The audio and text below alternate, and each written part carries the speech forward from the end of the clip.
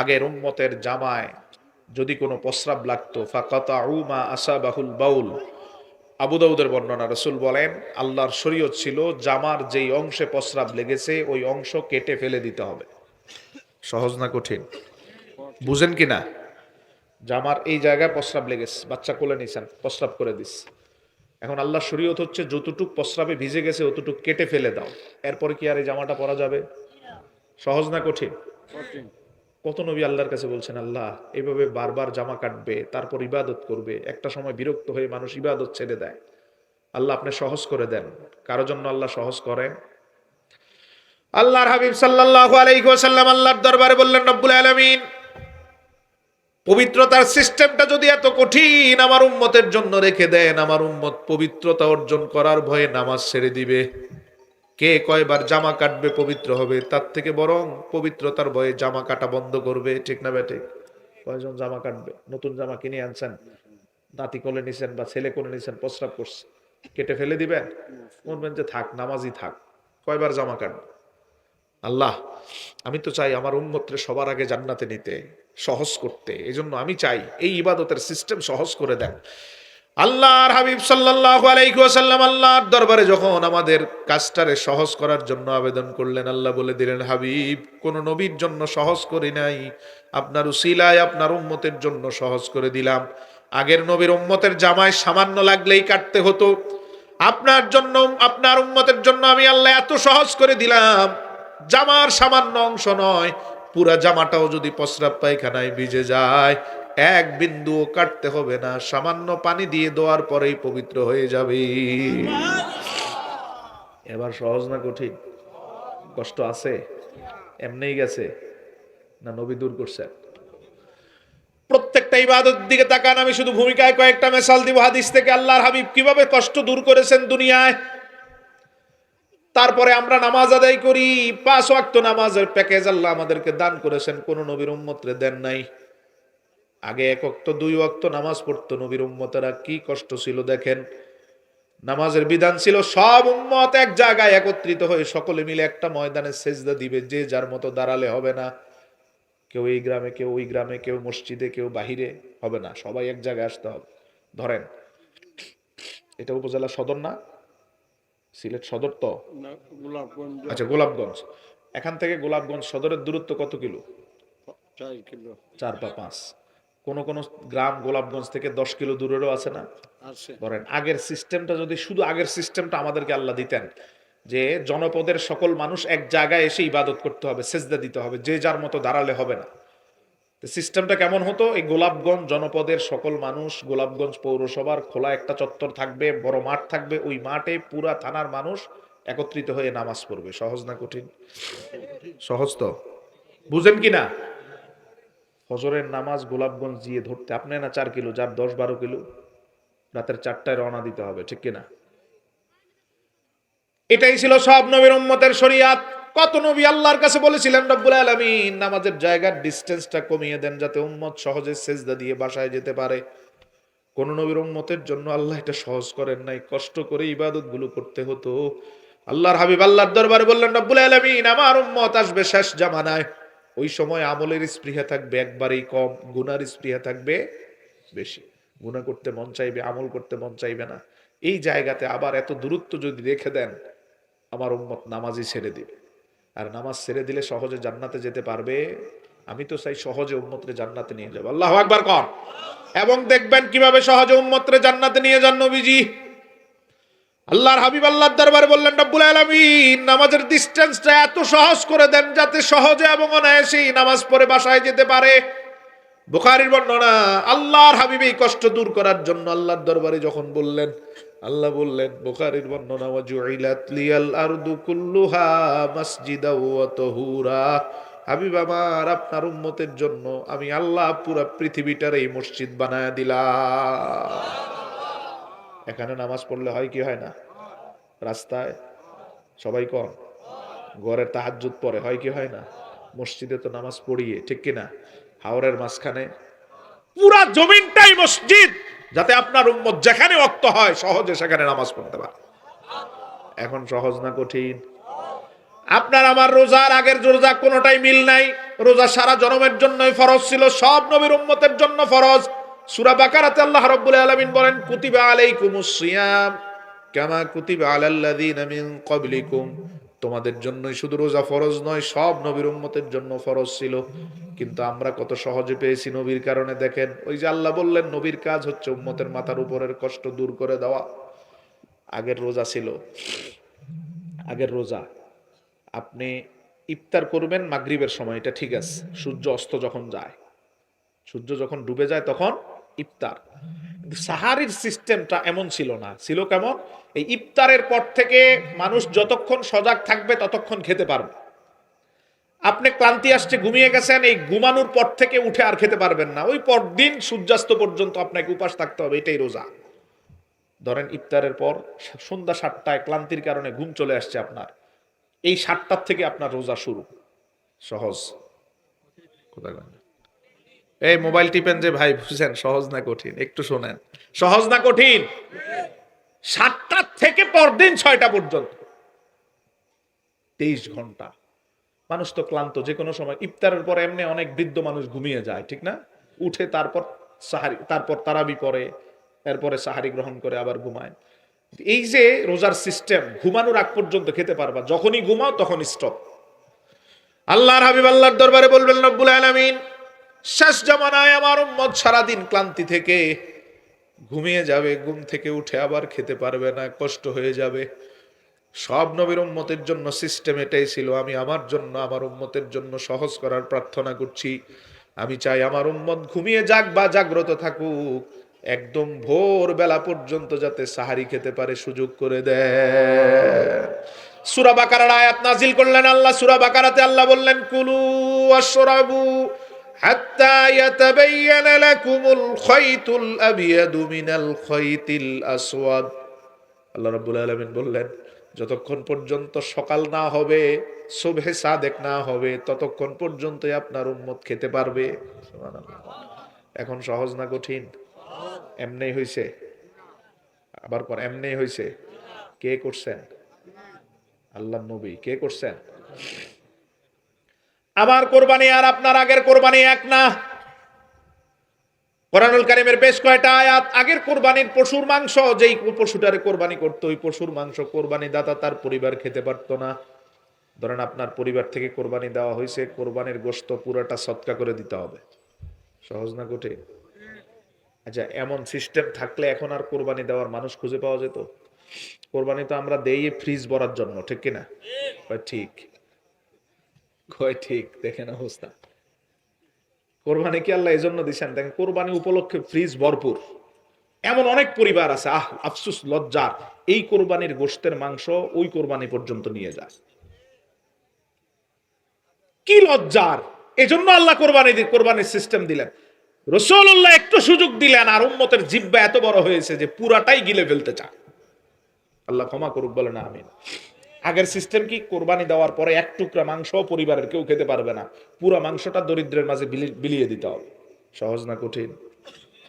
আল্লাহর হাবিব আল্লাহর দরবারে বললেন, রব্বুল আলামিন, আমার উম্মত কষ্টার্জিত টাকা জমা করে করে কোরবানির পশু কিনবে, জবাই করবে।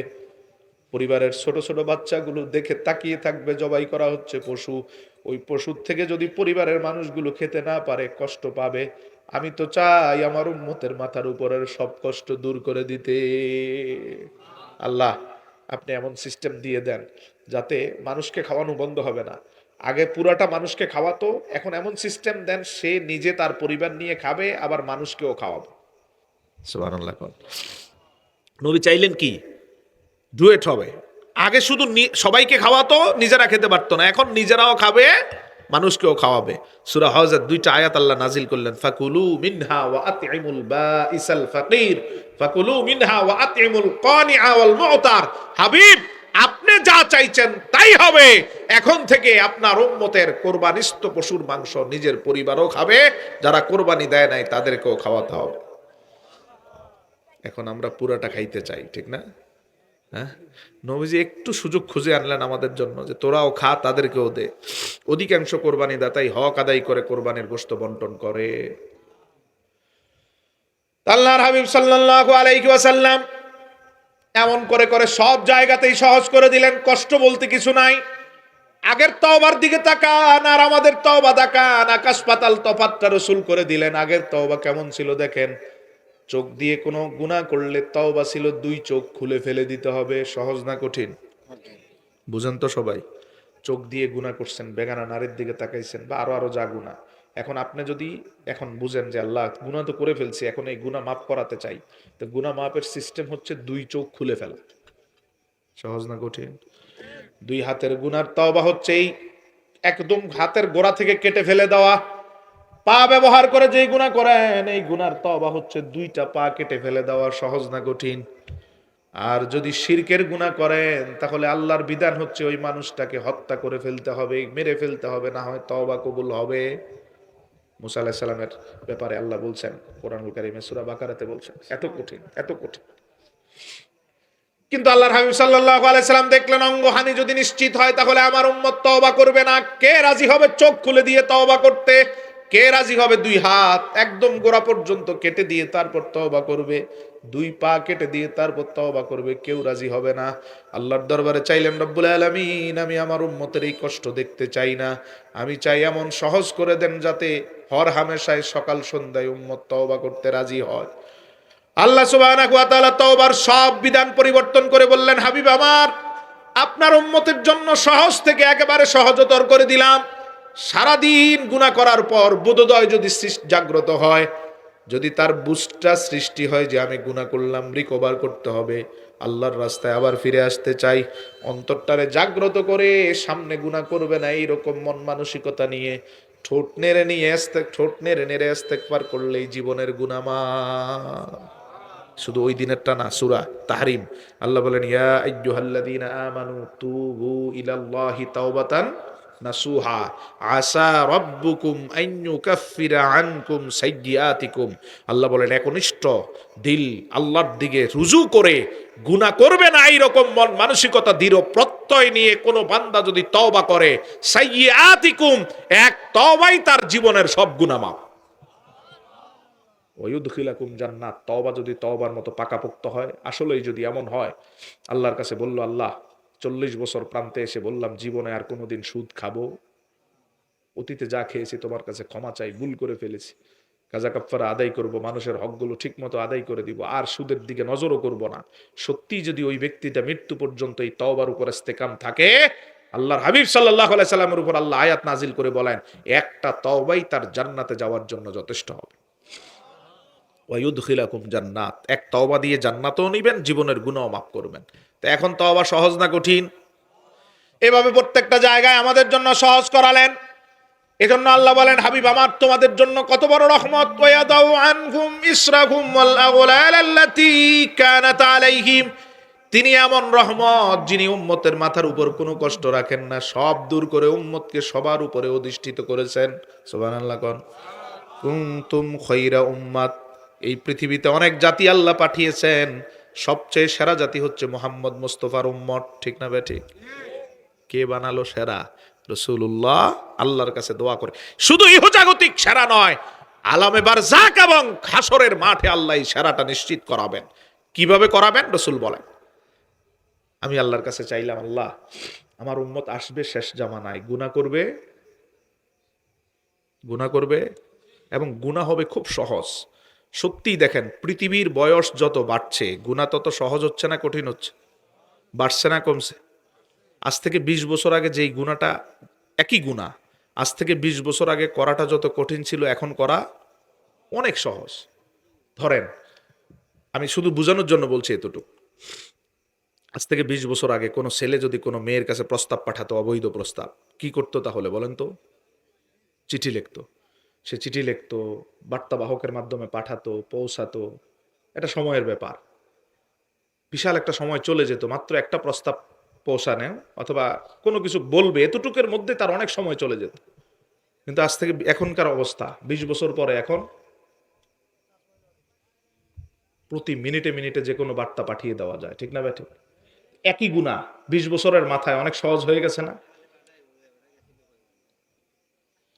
এই বিজ্ঞানের অগ্রযাত্রা এবং আধুনিকতার উৎকর্ষতার কারণে মানুষের জীবনটা হবে জটিল এবং গুনাহ হবে সহজ।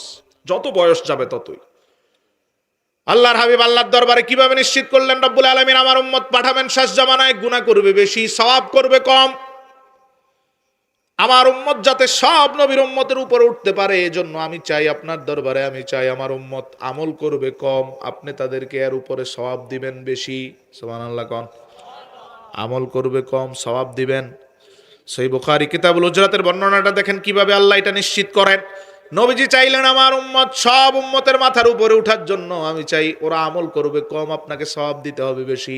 আল্লাহ জানান দিচ্ছেন বুখারীর বর্ণনা, নবীজি বলেন আলমে আরওয়াতে আল্লাহ ঘোষণা দিলেন মাই ইয়ামালুলি ইলা নিসফিন নাহার আলা কিরাতিন ওয়া কিরাত, কে আমার জন্য দিনের অর্ধেক পর্যন্ত, একদম প্রত্যুষ থেকে সকাল থেকে দিনের অর্ধেক পর্যন্ত কাজ করবা, 5 থেকে 5.5 ঘন্টা একনিষ্ঠভাবে আমার জন্য কাজ করবা, আল্লাহ বলেন বিনিময়ে আমি আল্লাহ তোমাদেরকে 1 উহুদ পাহাড় পরিমাণ স্বর্ণের সওয়াব দিব। 5 ঘন্টায় 1 উহুদ, বুখারীর হাদিসটা স্বাভাবিকভাবে খেয়াল করেন। 5 ঘন্টায়, কথা কন না ভাই, 5 ঘন্টায়। ইহুদিরা বলল আল্লাহ এই নিয়ামতটা আমরা চাই, আপনি আমাদেরকে দেন। আল্লাহ ইহুদিদেরকে দিয়ে দিলেন এই সুযোগ। এবার আল্লাহ ঘোষণা করেন মাইয়া আমালুলি মিন নিসফিন নাহারি ইলা সালাতিল আসর, বাকি দিনের বাকি অর্ধেক থেকে আসর পর্যন্ত 5-5.5 ঘন্টা কাজ করবা, আমি তোমাদেরকেও 1 উহুদ পরিমাণ সওয়াব দিব। নাসারা তথা খ্রিস্টানরা বলল আল্লাহ আমরা এটা নিতে চাই। দুইটা নিয়ামত আল্লাহ 2 দলকে দিয়ে দিলেন। এবার আল্লাহ ঘোষণা করছেন বুখারী মাইয়া আমালুলি মিন সলাতিল আসরি ইলা মাগরিবিশ শামস, কে আমার জন্য আসরের শেষ থেকে সূর্য অস্ত যাওয়া পর্যন্ত মাত্র কথা কয় না, আসরের শেষ মাগরিবের শুরু মাত্র, আল্লাহ রাব্বুল আলামিন বলেন, নবীজি বুখারীর হাদিসে বলছেন মাইয়া আমালুলি মিন সলাতিল আসরি ইলা মাগরিবিশ শামস, কে আমার জন্য আসরের শেষ থেকে মাগরিবের শুরু পর্যন্ত 1 ঘন্টা কাজ করবা, বিনিময়ে আমি আল্লাহ তোমাদের দিব 2 উহুদ পাহাড় পরিমাণ স্বর্ণের সওয়াব। খেয়াল করছেন কোথায় নিচ্ছেন? রাসূলুল্লাহর খাতিরে কষ্ট দূর করবেন নবীজি। ইহুদিরা নিলেন 5 ঘন্টায় 1 উহুদ, নাসারারা নিল 5 ঘন্টায় 1 উহুদ। আল্লাহর হাবিবের কদম মোবারকের উসিলায়, রহমতের উসিলায়, রাসূলুল্লাহর কারণে আমাদেরকে আল্লাহ দিলেন 1 ঘন্টায় 2 উহুদ। সুবহানাল্লাহ কোন। তাহলে আমল কম সওয়াব, আমল কম সওয়াব, আরো জোরে আমল কম সওয়াব আরো বেশি কিভাবে দেন দেখেন। মেরাজ রজনীতে সর্বশেষ আল্লাহর হাবিবের উপর 5 ওয়াক্ত নামাজ আল্লাহ ফরজ করেছেন, ঠিক তো? যখন চলে আসেন সর্বশেষ 5 ওয়াক্ত, কিন্তু আসার সময় নবীজির আল্লাহ বলেন হাবিব আমার, আপনার উম্মত কষ্ট করে সারা দিনে নামাজ পড়বে 5 ওয়াক্ত, আমি আল্লাহ সওয়াব দিব 50 ওয়াক্তে। আমল কম সওয়াব, ঠিক আছে তো? আর একটা নেন মুসনাদে আহমদের বর্ণনা, নবীজি আল্লাহর দরবারে বললেন রব্বুল আলামিন আমার উম্মত তো শেষ জামানায় আসবে, হায়াত পাবে অতি কম, একদম কম, আগের যে কোনো উম্মতের তুলনায় আমার উম্মতের হায়াত অনেক কম। ইবনু মাজার বর্ণনায় নবীজি বলেন আমার উম্মতি মিন 60 ইলা 70, আমার উম্মতের টোটাল গড় আয়ু হবে 60 থেকে 70 বছর, একদম কম। 1200, 1100, 1000 বছর আগের উম্মতের হায়াত, ঠিক না ভাই? ঠিক। নূহ আলাইহিস সালাম তো 950 বছর দাওয়াতে দিছেন, ওই উম্মত জীবিত ছিল সবাই। এদের এই বিশাল হায়াতের মধ্যে এরা এত বেশি আমল করার সুযোগ পেয়েছে। আরেকটা সুযোগ হচ্ছে গুনাহ কম সওয়াব বেশি। পৃথিবীর বয়স যত এদিকে আসছে তত সওয়াব কমে যাচ্ছে, গুনার মাত্রা বাড়ছে। মুসনাদে আহমদের হাদিসে রাসূলুল্লাহ সাল্লাল্লাহু আলাইহি সাল্লাম বলেন এদের অনেক আবেদ যেমন ছিল যারা টানা 300 বছর কোনো গুনাহ করা ছাড়াই ইবাদত করেছে। বুঝেন নাই? 300 বছর ইবাদত করছে, কোনো গুনাহ করে, আর আমরা 3 ঘন্টাও গুনাহ ছাড়া থাকতে পারি না, ঠিক কিনা বলেন? 3 ঘন্টা, 3 দিন, 3 মাস, 3 বছর না, 300 বছরে কোনো গুনাহ নাই। কি পরিমাণ কষ্ট করে আল্লাহর ইবাদত করেছেন, এবং ইবাদত করাটা সহজ ছিল তাদের প্রেক্ষিতে।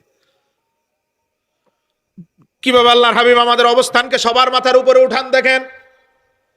উচিত তো এমন ছিল 300 বছর যার কোনো গুনাহ নাই, ওই মানুষটা যখন আল্লাহর দরবারে যাবে, আর আমাদের উম্মতরা 60-70 বছরে গুনার কোনো অভাব নাই, ঠিক না ভাই? ঠিক। 300 বছরে কোনো গুনাহ নাই, 70 বছরে গুনার অভাব নাই, দাম বেশি কার? 300 বছরের নাই? বুঝেন নাই?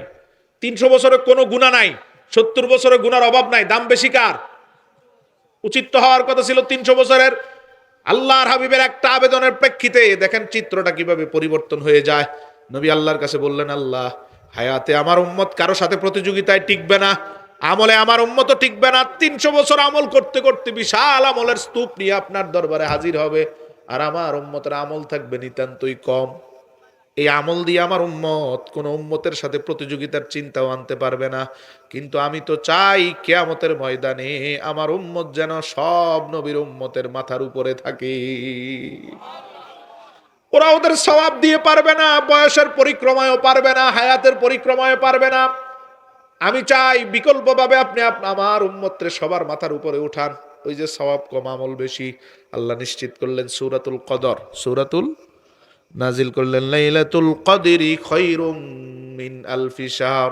হাবিব আমার, আপনার উম্মতের হাসরের ময়দানে আমি চিত্রটাই পরিবর্তন করে দিব আপনার উসিলায়।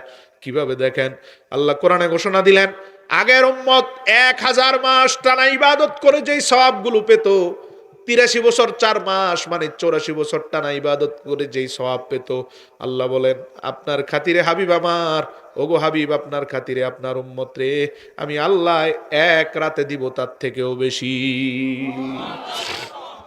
রাতটার নাম কি? আরো জোরে কোন? লাইলাতুল কদরি খায়রুম মিন আলফি শাহর। হাবিব আমার, এক রাতে আমি আল্লাহ 12 ঘন্টার এক রাতে দিব 1000 মাস তথা 84 বছরের থেকেও বেশি। 60 বছরের হায়াতের রসুলের উম্মত 50টা বছরের কদর বৃথায় গেল, মূল্য দিতে পারে নাই, গুরুত্ব দিতে পারে নাই। যদি মাত্র 10টা কদরের নিয়ামত নিয়ে আল্লাহর দরবারে হাজির হয়, লেখা থাকবে 840 বছরের চেয়েও বেশি সওয়াব। হ্যাঁ, আরো আস্তে কোন সুবহানাল্লাহ। কিচ্ছু বুঝে না, কই উঠাচ্ছেন নবীজি। আবু দাউদের বর্ণনায় রাসূল বলেন, ঠিকই আমার উম্মত এত উচ্চতায় উঠবে, ইয়াগবিতুহুমুল আম্বিয়া ওয়াশ শুহাদা। কিয়ামতের ময়দানে আমার উম্মতরে আল্লাহ এত উচ্চ স্থানে অধিষ্ঠিত করবেন, যা দেখে অন্য নবীরা পর্যন্ত ঈর্ষান্বিত হবে। একদল নবী বলবে, আল্লাহ এরা তো নবী না, তাহলে কেন এত উপরে উঠলো? আল্লাহ বলবেন, হ্যাঁ সত্য বলেছে, এরা নবী না, তবে এদের একটা গুণ, তারা মুহাম্মদ মুস্তাফার উম্মত। কত উপরে উঠাবেন?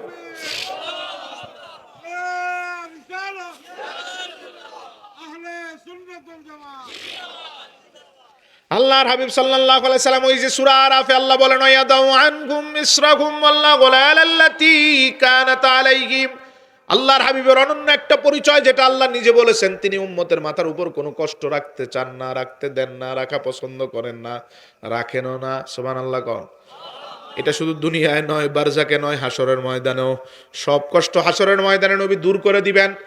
বুখারী মুসলিম সহ 5টা হাদিসের দিকে খেয়াল করেন, কিভাবে হাসরের ময়দানটা আমাদের জন্য শান্তির জায়গা করবেন নবীজি।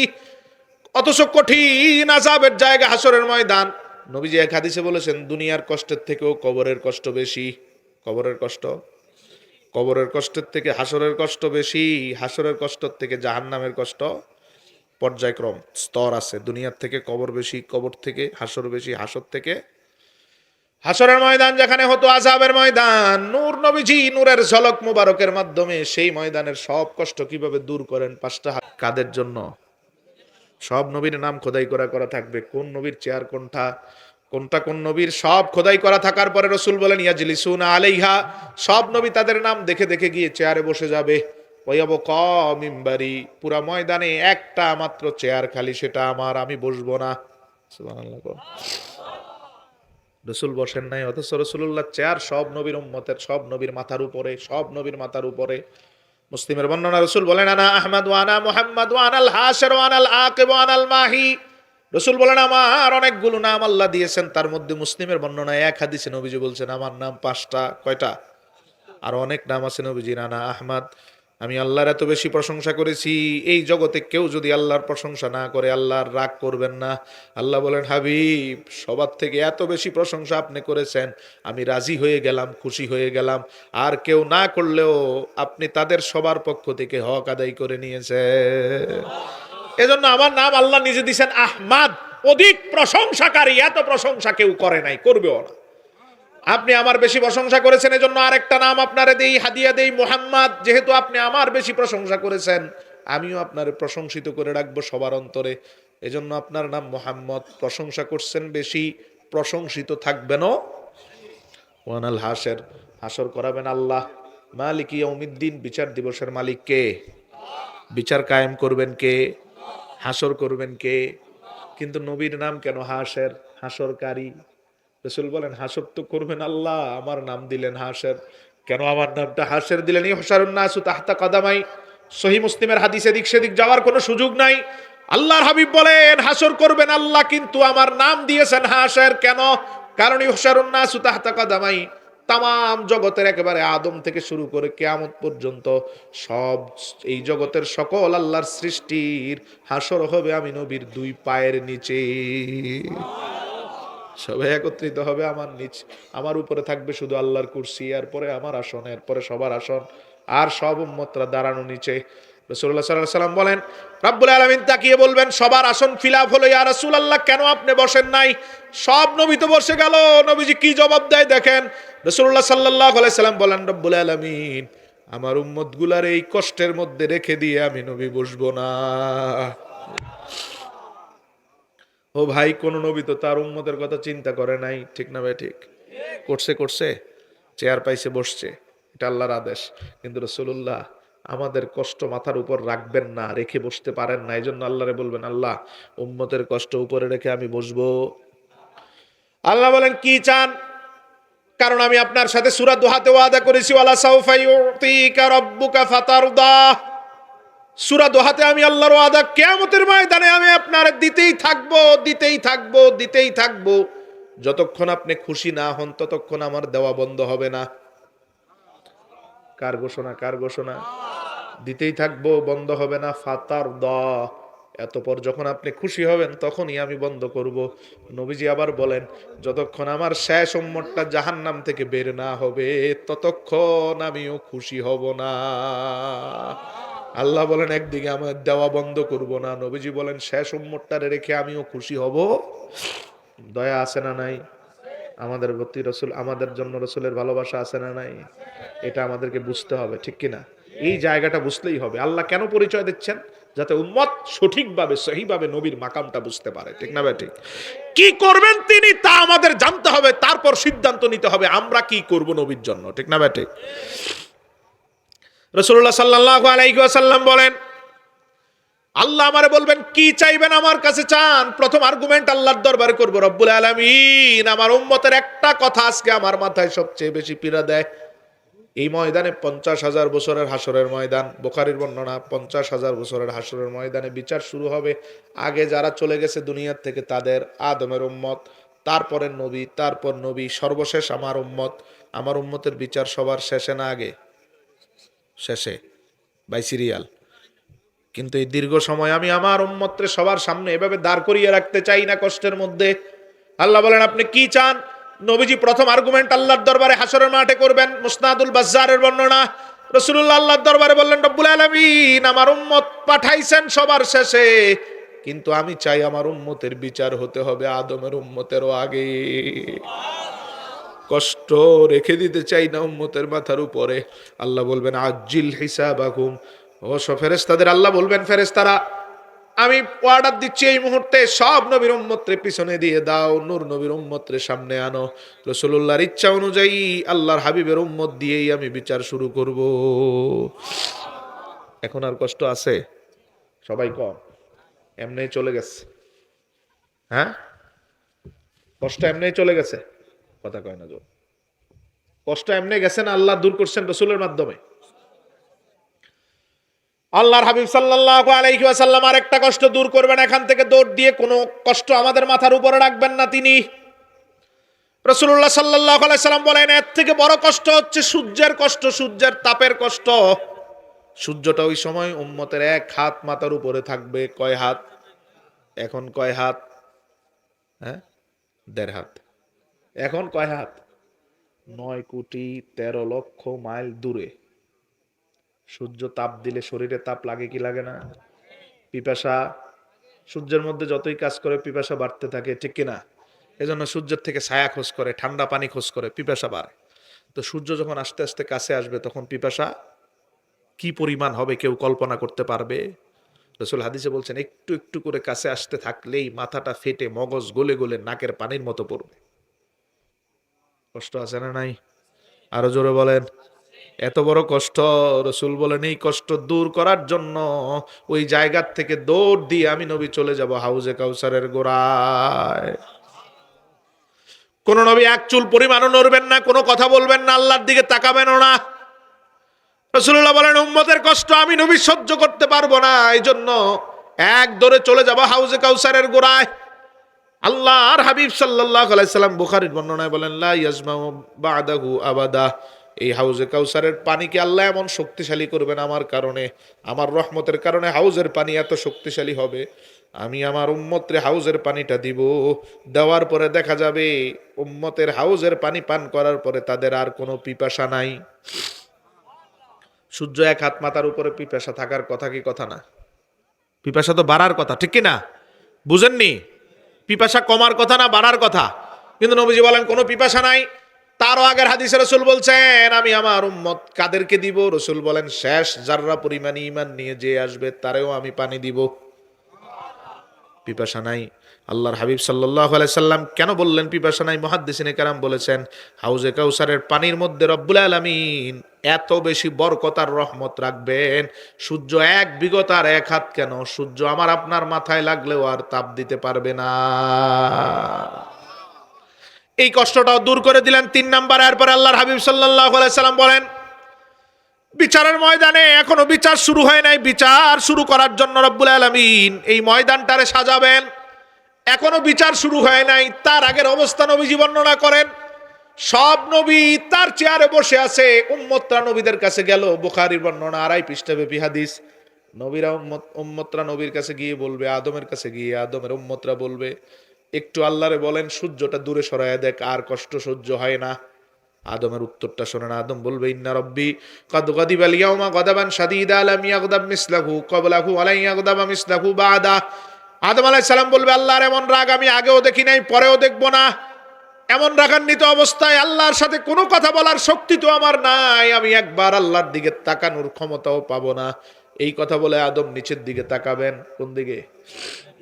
একজন নবী বলতেছেন আজকে কথা বলার কোনো সুযোগ, বুঝতেছেন? এবার সবাই নূহ আলাইহিস সালামের কাছে যাবে। নূহ আলাইহিস সালাম একই কথা বলবে, এই ময়দানে কোনো কথা বলা যাবে না, এই ময়দানে আল্লাহর সাথে কথা বলা দূরে তাকাইতেও পারবো না। ইব্রাহিম একই কথা বলবেন, মূসা বলবেন তাকানো যাবে না, এত রাগ আগেও দেখি নাই, পরেও দেখবো না। ঈসা বলবেন আল্লাহর সাথে কথা বলা দূরে তাকানো সম্ভব নয়। কোন নবী একটু মাথাটা উপরে উঠানোর জন্য রাজি হচ্ছেন না, কঠিন ওই ময়দান। সব নবী একযোগে বলবেন নাফসি নাফসি, আল্লাহ আমি শুধু আমার জন্য চাই, আর কারো জন্য চাই না। এই কঠিন ময়দানে সবাইকে ভুলে গেছি, শুধু আপনি আমারে রক্ষা করেন। কে বলবেন? নবীরা কে বলবেন? ব্যতিক্রম শুধু মুহাম্মাদুর রাসূলুল্লাহ। সব নবী উম্মতরে ভুলে যাবে, নূর নবী কোন উম্মতরে ভুলবেন না। আল্লাহর হাবিব এই বুখারীর একই হাদিসের শেষ অংশে নবীজি বলেন আমার কাছে উম্মত আসবে, এসে বলবে আমার কাছে উম্মতরা আসবে আর আল্লাহর সাথে কথোপকথনের জন্য বলবে। অন্য নবীরা সবাই নিচের দিকে তাকিয়ে গেল, আমার কাছে উম্মত আসার পরে সাথে সাথে আমি আমার মাথাটা উপরের দিকে উঠালাম। এত আস্তে কোন সুবহানাল্লাহ। রাসূলুল্লাহ সাল্লাল্লাহু আলাইহি সাল্লাম বলেন উপরের দিকে উঠিয়ে আমি আমার মনটারে প্রশান্ত করে ফেললাম, শান্তি পেলাম। কেন? মুসনাদ আহমদের বর্ণনায় নবীজি বলেন আমি মাথাটা যখন উপরের দিকে উঠালাম, আমি উঠিয়ে তো তাকিয়ে আছি আল্লাহর দিকে, এবার আমি দেখতে পেলাম আল্লাহ নিজে তাকিয়ে আছেন আমার দিকে। আমি তাকিয়ে আছি আল্লাহর দিকে, আল্লাহ তাকিয়ে আছেন আমার দিকে। আল্লাহর হাবিব সাল্লাল্লাহু আলাইহি ওয়াসাল্লাম বলেন এরপর ইস্তাশারানি বি রব্বি কাইফা আফআলু বিহিম, আমার দিকে তাকিয়ে আছেন রব্বুল আলামিন, আমি কোনো কথা বলবো না, আল্লাহর চেহারা মোবারকের দিকে তাকিয়ে থাকবো। সর্বপ্রথম আল্লাহ নিজে কথা বলবেন। আল্লাহু আকবার কোন? কি কথা আলেমরা বুঝবেন? ইস্তাশারানি বি রব্বি কাইফা আফআলু বিহিম, ওই ময়দানে আমার উম্মতের বিচারের ব্যাপারে আল্লাহ আমার সাথে প্রথম পরামর্শ করবে। কোন আল্লাহর কি পরামর্শের দরকার আছে? কোন কাজ করতে কি আল্লাহর পরামর্শের দরকার আছে? কাউরে জিজ্ঞেস করার দরকার আছে? কারো পারমিশন নিতে হয়? আল্লাহুস সামাদ, আল্লাহ অমুখাপেক্ষী। কারো মুখাপেক্ষী কোন বিষয়ে কারো সাথে কোনো পরামর্শের দরকার হয়? আল্লাহ কারো কাছে ঠেকায় না, ঠিক কিনা? গোটা সৃষ্টি জগৎ আল্লাহর রহমতের দিকে তাকিয়ে থাকে, আল্লাহর কারো দিকে তাকিয়ে থাকতে হয় না। সেই জায়গাতে রাসূলুল্লাহ বলেন আল্লাহ আমার সাথে পরামর্শ করবেন। কি ভাষায় তাও হাদিসে বলছেন। আল্লাহ বলবেন হাবিব আজকে আপনার উম্মতের সাথে কেমন বিচার করলে আপনি খুশি আমারে বলে দেন। আরে আওয়াজটা আরো জোরে দেন, জোরে দেন, জোরে দেন।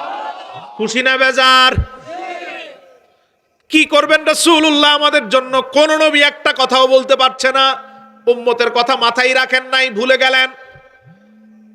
আল্লাহর হাবিব বলেন, আমি আল্লাহর চেহারা মোবারকের দিকে তাকিয়ে থাকবো, আল্লাহ আমায় বলবেন কেমন বিচার করলে খুশি আপনি বলে দেন। বুখারী মুসলিমের শর্তে সহিহ হাদিস, মুসনাদে আহমদে যেটা বর্ণনা হয়েছে, রাসূলুল্লাহ বলেন, আল্লাহ এই কথা বলার পরে আমি বলবো, কামা শিতা ইয়া রাব, ও আল্লাহ আমার কোনো কথা নাই, আমি আমার সব উম্মত গুলারে আপনার রহমতের হাতে তুলে দিলাম, এবার আপনি যেমন ফয়সালা করেন তাতে আমি খুশি। আল্লাহ আবার বলবেন, কাইফা আফালু বিহিম, হাবিব বলেন কেমন ব্যবহার করলে আপনি খুশি, কেমন আচরণ করলে খুশি, কেমন বিচার করলে খুশি আমায় আগেই বলে দেন। নবীজি বলবেন, আপনি যেমনটা করেন তাতেই খুশি। বিচার এখনো শুরু হয়। আল্লাহ রাব্বুল আলামিন বলবেন, হাবিব বিচার তো এখনো শুরু হয় নাই, তার আগে আপনার নিয়ামত দিচ্ছি, আপনি তো বিনা হিসাবে জান্নাতে যাবেন, হিসাবের আগেই আপনি আপনার নূরের নজর দিয়ে ৭০,০০০ উম্মতরে বাছাই করেন। কত হাজার? সবাই কন না ভাই। বুখারীর শব্দটার দিকে খেয়াল করেন, লাইসা আলাইহিম হিসাবুন ওয়ালা আযাব। আপনি যেই ৭০,০০০ উম্মতরে বাছাই করবেন, ওই উম্মতগুলার কোনো হিসাব নাই, কোনো আযাব নাই, মিজান নাই, ফুলসেরাত নাই, আপনার নূরের নজর পড়ার পরেই বিনা হিসাবে জান্নাতি। কত হাজার? খুশি না বেজার? সবাই বলেন। কিন্তু নবী বলেন, আমি খুশি না। আমি খুশি কেন জানেন? রাসূল বলেন, আমি তো ৭০,০০০ নিয়ে জান্নাতে যেতে চাই না, আমি আমার সব উম্মত নিয়ে জান্নাতে যেতে চাই। আল্লাহ তো দিছেন মাত্র ৭০,০০০, ঠিক এভাবে তাকায় থাকবো আল্লাহর দিকে। আল্লাহ বুঝতে পেরে বলবেন, হাবিব, কারণ না বলা কথাগুলো আল্লাহ জানে কি জানে না? শব্দ তৈরির আগে, শব্দ বের করার আগে, আল্লাহু আকবার, অন্তরে চলছে, মুখে বলে নাই, জানে কি জানে না? আল্লাহর হাবিব বলেন, আমি একটা কথাও বলবো না, আমার অন্তরে চলতে থাকবে কি? আল্লাহ বুঝবেন আর বলবেন, হাবিব আপনি তো চাচ্ছেন বিনা হিসাবে জান্নাতের তালিকাটা আমি আরো বড় করে দেই। ওই ময়দানে যিনি পেরেশান থাকবেন শুধু উম্মতরে নিয়ে, সব নবী পেরেশান থাকবেন নিজেরে নিয়ে, রসুল পেরেশান থাকবেন রসুলের উম্মত নিয়ে, নিজের জন্য কোনো পেরেশানি। আরো জোরে কর, এটা ক্লিয়ার তো? আচ্ছা, আরো একটু হাদিসের সামনে যায়, তখন একটা আকীদা বলবো। তো ৭০,০০০ রসুলের উম্মত, তাদের কোনো হিসাব নাই, আযাব নাই। হাদিস সহিহ বুখারীর। রসুল বলেন, আমি যখন এভাবে তাকিয়ে থাকবো, আল্লাহ বুঝতে পারবেন আরো বড় করে দেই উম্মতের তালিকা বিনা হিসাবের। রাসূলুল্লাহকে এবার আল্লাহ বলবেন, ৭০,০০০ উম্মতরে ৭০টা ভাগ করে দাঁড়ান, আমি আমার ৭০,০০০ উম্মত ১,০০০ করে করে ৭০টা দল করব। এবার আল্লাহ বলবেন, প্রত্যেক দলের সাথে আবার নতুন ৭০,০০০ করে করে নিয়ে যান। সংখ্যা আগের মতো আছে না বাড়ছে? সবাই কম না, বুঝেন না? বাড়ছে যে এটা তো বুঝছেন, কতটুক হয়েছে এটা পরে। আল্লাহর হাবিব বলেন, এভাবে তাকিয়ে যখন আমি দেখব না চাইতে আমার উম্মতরে আল্লাহ জান্নাতে নিচ্ছেন, তখন আমি আমার আল্লাহরে বলবো, আল্লাহ না চাইতে যিনি আমার রব আমার উম্মতরে এভাবে বাড়িয়ে দিচ্ছেন, তিনি তো চাইলে আরো বড় করে দিবেন। একটা শব্দ দিয়ে চাইবো, কয়টা কয়টা? আমি আল্লাহরে বলবো, ইস্তাজিদনি ইয়া রাব, ওগো রব্বুল আলামিন, আমার বিনা হিসাবে জান্নাতের তালিকাটা আমি চাই আপনি আরো অনেক বড় করে দেন। যা বড় করছেন তার থেকে বড় চাই, যাতে বিনা হিসাবে আরো উম্মতরে জান্নাতে নিতে পারি। রাসূলের ইন্টেনশন, চিন্তা হচ্ছে সব উম্মতরে জান্নাতে পার করে দেওয়া, সব কষ্ট মাথার উপর থেকে দূর করে দেওয়া। সুবহানাল্লাহ কন। এজন্য রাসূলুল্লাহর ব্যাপারে খুব সতর্ক থাকতে হবে, ঠিক কিনা? মুখে যা আসে তাই বলা যাবে না, তাই বলা যাবে না, সম্ভব না। কি করবেন তিনি আমাদের কষ্ট দূর করার জন্য? যখন কোন নবী একটা কাজও করবেন না, নিচের দিকে তাকিয়ে নাফসি নাফসি বলবেন, তখন তিনি আমাদের সব কষ্ট দূর করার জন্য আল্লাহর সামনে একের পর এক কাজ করবেন, ঠিক না বে ঠিক? রাসূল বলেন, আমি যখন আল্লাহরে বলবো বাড়ায় দেন, আল্লাহ এবার বলবেন, আর ১,০০০ দিয়ে দল করার দরকার নাই, এক একজন করে আলাদা করেন, এক একজনের সাথে আবার নতুন ৭০,০০০ করে করে জান্নাতি নিয়ে যান। রাসূল বলেন, এমন করে করে আমার ৩ ভাগের ১ ভাগ উম্মত হিসাবের আগেই জান্নাতি। তো রাসূলের হিসাবের কোনো টেনশন আছে? রাসূলের নিজের হিসাবের কোনো টেনশন আছে? বুঝছেন তো? এটাই বুখারীর হাদিস, ঠিক কিনা? এবার আসেন শত্রুপক্ষকে চিনিয়ে দেই। বাংলাদেশে আমাদের ঈমান ইসলামের সবচেয়ে বড় শত্রুর নাম লামাজাবি আহলে হাদিস নামে আহলে খবিশ। জোরে বলেন, এই খবিশগুলো কি বলে দেখেন। বুখারী দিয়ে আমরা ক্লিয়ার জানতে পাচ্ছি রসুলের তো হিসাবের চিন্তা নাই। রসুলের নূরের নজর পড়ার কারণে রসুলের বৃহৎ একদল উম্মত বিনা হিসাবে জান্নাতি, ঠিক না? এদেরও হিসাবের চিন্তা নাই। আর বাংলাদেশের সবচেয়ে বড় ফিতনাবাজ এরা বলে নবীজি কিয়ামতের মাঠে হিসাবের জন্য পেরেশান থাকবেন। এক দাজ্জাল বলে, আব্দুর রাজ্জাক বিন ইউসুফ নামের সবচেয়ে কুখ্যাত কুলাঙ্গার, সে বলে কয় নবী ডান পাল্লা বাড়ি হয় না বাম পাল্লা বাড়ি হয়, চিন্তায় মগ্ন থাকবেন। আরো জোরে কর নাউজুবিল্লাহ। আপনাদের কাছে সব ক্লিয়ার তো? হিসাবের কোনো টেনশন আছে রসুলের? আরে রসুল তো হিসাবের আগেই জান্নাতি, ঠিক কিনা? রসুলের অনেক উম্মত রসুলের নূরের নজরের কারণে তারাও হিসাবের আগে জান্নাতি। আবু দাউদের বর্ণনা 3 ভাগের 1 ভাগ। বুখারীর চিত্র থেকে দেখালাম কিভাবে এই সংখ্যাটা হবে। প্রথম 70,000, তারপরে 1,000 করে করে দল দিয়ে প্রত্যেক দলের সাথে 70,000 করে করে, তারপর এক একজন করে আলাদা করে প্রত্যেকের সাথে 70,000 করে করে, ঠিক না ভাই? ঠিক। তাদের কোনো চিন্তা নাই। আর এরা মনে করে রাসূলুল্লাহ নিজেই নাকি পেরেশান থাকবেন না। এদের আরেক কুলাঙ্গার বলে, কয় নবী তো নবীর মেয়ে ফাতেমারও চিনবে না। চিনবে কি চিনবে না? বুখারীর হাদিস রাসূল বলেন আমি আমার সব উম্মতরে চিনবো। সাহাবায়ে কেরাম বলেন কেমনে? নবীজি বলেন তোমাদের ওযুর জায়গাগুলো নূরে জ্বলজ্বল করবে। আদনা একটা উম্মতকে যেই রাসূল চিনবেন সবার মাঝে, তিনি কি রাসূলের মেয়ে ফাতেমাকে চিনবে না? এদের থেকে বড় শত্রু আমাদের আর কেউ। ঈমানের শত্রু এরা। কিসের শত্রু? কিছু আছে ব্যক্তিগত জমি জামার শত্রু, কিছু আছে ভৌগোলিক কারণে রাষ্ট্রীয় শত্রু। যেমন ভারত আমাদের বন্ধু। বন্ধু না শত্রু? না এখনো বুঝেন না? বন্ধু না শত্রু? এরকম কিছু আছে পাড়া প্রতিবেশীর শত্রু, কিন্তু ঈমানের শত্রু হচ্ছে সবচেয়ে জঘন্য শত্রু, ঠিক না? বাংলাদেশের ইসলাম ও মুসলমানের ঈমানের একমাত্র এবং অন্যতম শত্রু হচ্ছে লামাজাবি আহলে হাদিস। হাদিসে বুখারীর বর্ণনা বিনা হিসাবে উম্মত যাবে জান্নাতে। আর এই লোকগুলো রসুলের ব্যাপারে আকীদা রাখে রসুল নাকি আটকা পড়ে থাকবে। নাউজুবিল্লাহ। বরং আমার নবীর কোনো আটকার জায়গা, বরং আটকা পড়া উম্মতকে আটকানো থেকে তিনি উদ্ধার করবেন। কিভাবে উদ্ধার করে দেখেন। 3 ভাগের 1 ভাগ চলে চলো জান্নাতে, আর বাকি কয় ভাগ? আল্লাহর হাবিব সাল্লাল্লাহু আলাইহি সাল্লাম এই 2 ভাগরে কিভাবে জান্নাতে নেন। তিরমিজি 3495।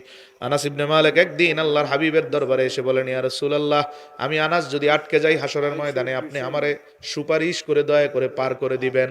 সুবহানাল্লাহ কোন। নবীর কাছে এসে চাচ্ছে আনাস, নবীর কাছে এসে চাচ্ছে আনাস। বুঝতেছেন? আনাস চাচ্ছে নবীর কাছে, সালতুন নবী ইয়া রাসূলুল্লাহ, আপনার কাছে সুপারিশ ভিক্ষা চাই। একজন সাহাবী নবীর কাছে যেই জিনিসটা চাচ্ছে, 1400 বছর পরে লামাজাবি আহলে হাদিস কয় নবীর কাছে সুপারিশ চাওয়া নাকি হারাম। এরা আমাদের শত্রু কোনো সন্দেহ? এরা নবীর শত্রু কোনো সন্দেহ? এরা ইসলামের শত্রু, ঠিক কিনা বলেন? এরা আমাদের কেউ না, ইসলামের কেউ না, মুসলমানের কেউ না, কোরআন হাদিসের কেউ না। আমরা দেখি এরা ইসরায়েলের এজেন্ট, এরা মোসাদের এজেন্ট। এদের জন্ম ভারতে, এরা রয়ের এজেন্ট, ঠিক কিনা বলেন? এদের কাজ হচ্ছে সমাজকে ভেঙ্গে ফিতনা করে 2 টুকরা করে দাও।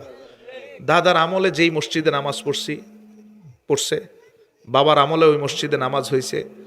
এখন আইসা সে ফতুয়া দিচ্ছে এই মসজিদে নামাজ হবে না, এজন্য পাশে আরেকটা মসজিদ বানা, এটা নাকি আহলে হাদিসের সহি মসজিদ। অতএব এরা আসছে সমাজকে ভেঙ্গে দিতে, ঠিক কিনা বলেন? এদের থেকে আল্লাহ আমাদের হেফাজত করুক, বলেন আমিন। আনাস ইবনে মালিক যখন বললেন, নবীজি বলেন আনা ফাইল, অবশ্যই করব। আল্লাহর হাবিব সাল্লাল্লাহু আলাইহি ওয়াসাল্লাম বলেন আমি করব। আনাস বলেন ইয়া রাসূলুল্লাহ, কোথায় খুঁজে পাবো? নবীজি সাল্লাল্লাহু আলাইহি ওয়াসাল্লাম বলেন ফাতলুবনি ইনদাস সিরাত। রে আনাস, আমারে প্রথম খুঁজে বের করবা ফুলসিরাতের ময়দানে, ফুলসিরাতের গোড়াতে। সবচেয়ে কঠিন জায়গার নাম ফুলসিরাত। কি নাম? আরো জোরে বলেন। সবচেয়ে কঠিন জায়গাটা ফুলসিরাত। জিসরুন আলান নার, জাহান্নামের উপর আল্লাহ একটা ব্রিজ বানায় দিবেন, ওইটা ফুলসিরাত। কঠিন জায়গা, জাহান্নামের উপর ব্রিজ পড়ে গেলেই জাহান্নাম। নবীজি বলেন তোমাদেরকে তো আল্লাহ নিয়ে যাবেন ওই জায়গায়, নেওয়ার পরে দেখবা আমি নবী ফুলসিরাতের গোড়ায় দাঁড়িয়ে আছি। আল্লাহর হাবিব বলেন এরপরে যাবা মিজানের গোড়ায়। কোথায়? মিজান যেখানে আমল পরিমাপ করবে কেউ নাই, নবীজি বলেন আমি নবী তোমাদের জন্য মিজানের ডান পাশে হাজির। হাউজে কাউসার তো আমি নিজের হাতেই দিব। এমন করে নবী বুঝাই দিলেন, আনাস আমারে খোঁজ করে বের করতে হবে না, বরং আমার উম্মত যেখানে বিপদে পড়বে সেখানেই আমি নবী দাঁড়িয়ে থাকব। নবী আছে না নাই? আরো জোরে। অতএব সেই রসুলের ব্যাপারে যে কোনো মন্তব্য করা যাবে। যার ভিতর ইমানের একটু নূর আছে সে যা তা রসুলের ব্যাপারে বলতে পারে না, ঠিক কিনা বলেন? নাস্তিক কুলাঙ্গাররা রসুলকে নিয়ে বাজে মন্তব্য করলে মেনে নেওয়া যায়, কিন্তু দাড়িওয়ালা টুপিওয়ালা মাহফিলের প্যান্ডেলে বসে রাসূলুল্লাহর ব্যাপারে খারাপ মন্তব্য করলে ইমানদার সেটা মেনে নিতে পারে না, ঠিক কিনা বলেন? নাস্তিক রসুলকে আঘাত দিবে সেটাও আমরা মানি না, কিন্তু কোনো একটা রকমে মেনে নিলাম সে তার ভিতরে রসুলের কোনো আলো নাই, নূর নাই, বলেই ফেললো। কিন্তু লাখ লাখ ভাইরালের নেশায় লাখ লাখ লোকের সামনে বসে যা ইচ্ছা তা রাসূলুল্লাহকে বলা, এটা কখনো ন্যূনতম ঈমানের ধারক বাহকের কাজ হতে পারে না, ঠিক কিনা বলেন? যখন যা আসে তখন তা বলে ফেলে। আল্লাহ এই সমস্ত বেয়াদব থেকে আমাদের হেফাজত করুক, বলে না আমিন। তুমি অনেক বড় হতে পারো, কিন্তু বেয়াদবি করলে তোমার স্থান সবার নিচে, ঠিক কিনা বলেন? অনেক কিছু হতে পারে তোমার, টাকাওয়ালা, অর্থওয়ালা, ফেমাস, সব কিছু হতে পারে, কিন্তু রসুলের শানে গোস্তাকি করলে তোমার ঠিকানা চিরস্থায়ী জাহান্নাম, ঠিক না? ঠিক। কোন জনপ্রিয়তায় কাজে আসবে? অতএব লাগাম টেনে ধরো। যা ইচ্ছা তা রসুলের শানে বলা যায় না, যা ইচ্ছা তা শুধু রসুলের শানে বলতে পারে যাদের ভিতরে রসুলের কোনো বিশ্বাস ভালোবাসা নাই। আল্লাহ এই সমস্ত থেকে আমাদের হেফাজত করুক, বলে না আমিন। তো নবী আছে না নাই? হাসরে, ফুলসেরাতে, মিজানে, হাউজে কাউসারে, সব জায়গায় থেকে তিনি আমাদের তরাবেন। আল্লাহু আকবার বলেন। জাহান্নামে যখন পড়ে যাবে রসুল বলেন আমি সেজদায় পড়ে থাকবো, আল্লাহ বলবেন মাথা উঠান, মাথা উঠাবো, আল্লাহ বলবেন কি চান, আমি বলবো জাহান্নামী উম্মত গুলারে বের করেন, একটা সীমানা দিয়ে দিবেন, আর ফেরেশতাদের বলবেন ওই সীমানার ভিতর নবীর উম্মত যা পাও বের করো। আমি তাকায় দেখবো সবাই বের হয় না, আরেকটা সেজদায় পড়বো আমার উম্মত গুলোর বের করার জন্য। দ্বিতীয় সেজদার পরে আল্লাহ বলবেন মাথা উঠিয়ে বলেন, আমি বলবো জাহান্নামী উম্মতরে বের করেন, আরেক দলকে বের করবে, আবার সেজদায় পড়বো, আল্লাহ বলবেন মাথা উঠিয়ে বলেন, আমি আবার বলবো আল্লাহ জাহান্নামীদের বের করেন। আল্লাহ বলবেন কয়বার আর সেজদা দিবেন? জীবনে একবার যারা লা ইলাহা ইল্লাল্লাহ বলছে সবগুলারে বের করেন। নবীজি বলেন এক ঝটকায় বের করার পরে দেখবো আমার আর কোনো উম্মত জাহান্নামে নাই। এটা বুখারীর হাদিস, বুখারীর বর্ণনা, 2.5 পৃষ্ঠার বর্ণনা, শেষ শব্দ হাত্তা লা ইয়াবকা ফিন্নারি ইল্লা মান হাবাসাহুল কোরআন। এক ঝটকায় আমি সুপারিশের মাধ্যমে আমার উম্মত বের করে তাকায় দেখবো জাহান্নামে আর কেউ নাই। রাসূল বলেন সব গিয়ে দাঁড়িয়ে আছে জান্নাতের দরজায়, কেউ জান্নাতে ঢুকতে পারছে না, দরজা খোলা হচ্ছে না। সব নবী যাচ্ছে ফিরে আসছে। আদম গিয়ে বলল খোলো, ফেরেশতা বলে খোলার অনুমতি নাই। ইব্রাহিম গিয়ে বলল খোলো, ফেরেশতা বলে খোলার অনুমতি। ঈসা, মুসা সবাই গেল, কারো জন্য খোলা হচ্ছে না। আমি গিয়ে নক করলাম, ফেরেশতারা বলল মান আনতা, কে আপনি? আমি বললাম আনা মুহাম্মাদুর রাসূলুল্লাহ। আমি আর অনুমতি চাওয়ার দরকার হয় নাই, নামটা বলার সাথে সাথে দরজাটা খুলে দিল। ফেরেশতা বলল ইয়া রাসূলুল্লাহ কেন খুলি নাই? কারণ আল্লাহ আমারে আগেই বলে দিয়েছেন এই ময়দানে জান্নাতের দরজা শুধু খোলা হবে আর কারো জন্য নয়, শুধু মুহাম্মদ মুস্তাফার জন্য। প্রথম দরজা খোলা হলো, তারপর আমি আমার সব উম্মত গুলারে নিয়ে একা না সবাইকে নিয়ে জান্নাতের মধ্যে প্রবেশ করে নিব। সব বিপদগুলো যিনি দূর করবেন তিনি মুহাম্মাদুর রাসূলুল্লাহ। আল্লাহ বুঝার তৌফিক দান করুক, বলেন আমিন। ওয়া আখির দাওয়ানা আলহামদুলিল্লাহি রাব্বিল আলামিন। আস্তাগফিরুল্লাহ রাব্বি মিন কুল্লি যামবিন ওয়া আতুবু ইলাইহি। লা হাওলা ওয়ালা কুওয়াতা ইল্লা বিল্লাহিল আলিয়্যিল আযীম। আল্লাহুম্মা আমিন। ربنا ظلمنا أنفسنا وإن لم تغفر لنا وترحمنا لنكونن من الخاسرين। আল্লাহ আপনার দরবারে ভিক্ষা চাই, জীবনের সব গুনাহ খাতাগুলো দয়া করে মাফ করে দেন রব্বুল আলামিন। এই ময়দানে এখন যারা হাজির হয়ে আছে, আয়োজক কমিটি থেকে 13 বছর পর্যন্ত যতজন শ্রম দিয়েছেন, যারা এখন কবরে, সবার কবরে আপনি নূরের আলো জ্বালিয়ে দেন এই মাহফিলের কাজ করে। আর যারা কবরে, তাদের কবরটারে জান্নাতের বাগান বানান।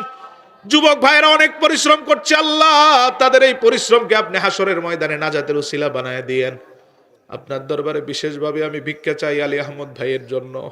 আল্লাহ আপনার বান্দারে আপনি সুস্থতার নিয়ামত নসিব করেন। দ্বীনের জন্য ইখলাসের সাথে কাজ করার তৌফিক আরো বাড়ায়া দেন। এমন সুস্থতা নসিব করেন যাতে আপনার দ্বীনের কাজগুলো প্রশান্তির সাথে আরো বেশি করতে পারে। আল্লাহ আল্লাহ আমাদের সকল সন্তানগুলারে আপনি হেফাজত করেন, বাতিল বিভ্রান্ত আকীদা থেকে আমাদের সমাজটারে আপনি রক্ষা করেন। আপনার হাবিবের শানে যারা ফতোয়া দেয় ওই সমস্ত বেয়াদব থেকে আমাদেরকে হেফাজত করেন। আপনার হাবিবের দাঁড়িয়ে সালাম দেওয়ার বিরুদ্ধে কথা যারা বলে তাদের থেকে আমাদের সমাজের হেফাজত করেন। নবীর কদমে সালাম যারা সহ্য করে না, মুখ কালো হয়ে যায়, তাদেরকে হেদায়েত দান করেন। আল্লাহর হাবিবের বিরুদ্ধে কথা না বলে একান্ত ভালোবাসার তৌফিক সবাইকে দান করেন। আব্দুল আলামিন সাহেব কিবলা ফুলতুলি রহমাতুল্লাহি আলাইহি দারাজাত লক্ষ কোটি গুণ বাড়ায়া দেন। সাহেব কিবলার রূহানি এবং জিসমানি আওলাদদেরকে আপনি হেফাজত করেন। দ্বীনের ইখলাস আমাদেরকে বাড়ায়া দেন।